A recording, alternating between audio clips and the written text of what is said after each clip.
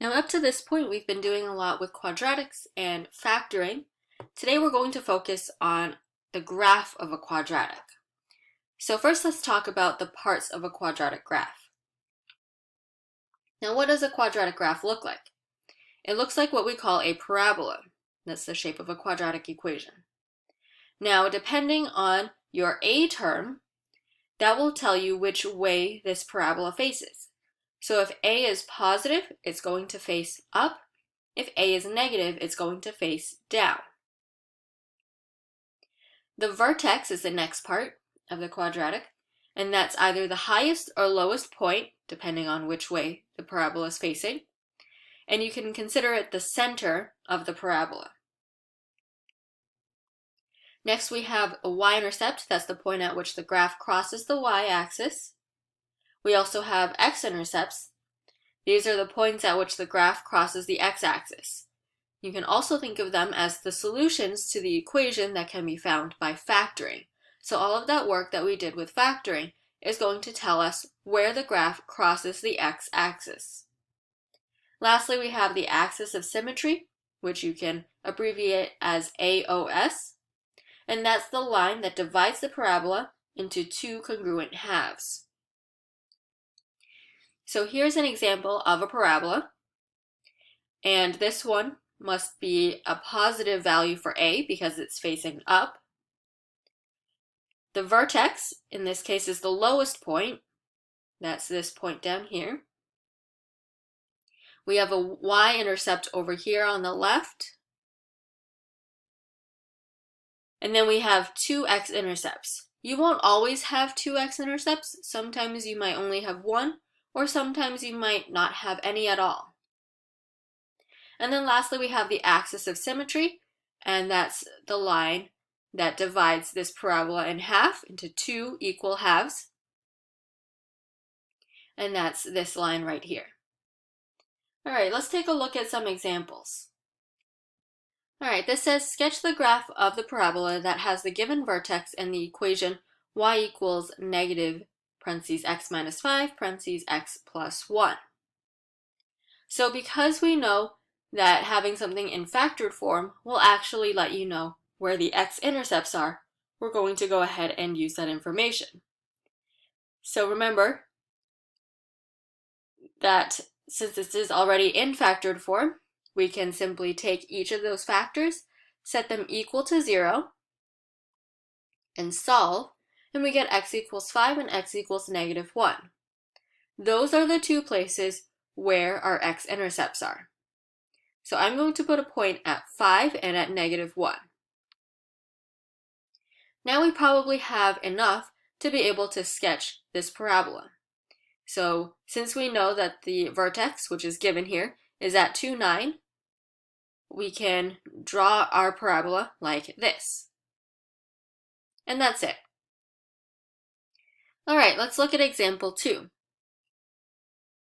Sketch the graph of the parabola that has the given vertex and the equation y equals x squared plus 2x minus 3.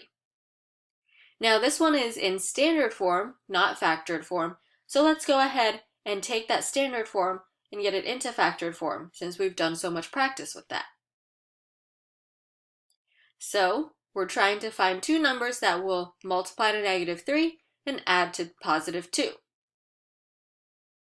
So we know our two numbers must be 1 and 3, and since it multiplies to negative 3, then one of them must be negative, and in order to get a positive 2, then we must have a negative 1 and a positive 3. So now we can write this in factored form. That would be x minus 1 and x plus 3 equals 0. Set each of those factors equal to 0 and solve. So we have x equals 1 and x equals negative 3. Those are my two x-intercepts. So here we have x equals 1 and x equals negative 3. And now we can draw our parabola. All right, example 3. Write the equation of the graph of the parabola below. Now in this case, you're given the graph already, but now we want to write an equation from this. Now we can see here that it crosses the x-axis at 1 and 5. So you can work backwards and say, okay, x equals 1 and x equals 5 are my answers. Work backwards, that must mean we have x minus 1 equals 0 and x minus 5 equals 0. So our two factors are x minus 1 and x minus 5. All we have to do now is write this as an equation. So y equals x minus 1 and x minus 5. Alright, example 4. Write the equation of the graph of the parabola below. So similar to the last example, you're given the graph and you want to come up with the equation. We see here that we have x-intercepts at -6 and -2. So I'm going to write that down. We have x equals -6 and x equals -2.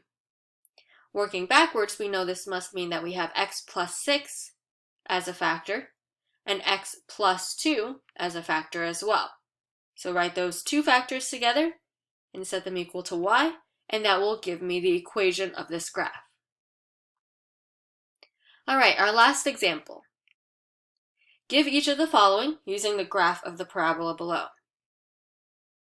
Okay, so the vertex, where is the vertex? That's either the highest or lowest point, depending on whether it opens up or down. This one opens up, so we're looking for the lowest point. That lowest point looks like it is at -2, -9, so that's our vertex. Next, we have the axis of symmetry that we're trying to find. Now remember, the axis of symmetry divides this parabola in half, and, well, that must mean it goes through the vertex. We already found the vertex is at -2, -9, so we can say our axis of symmetry is the vertical line x equals -2. Alright, next, the y-intercept. It looks like we have a y-intercept at -5, so that's it. And then x-intercepts, we have two. We have one at -5 and one at +1. So we can just write those as -5 and +1.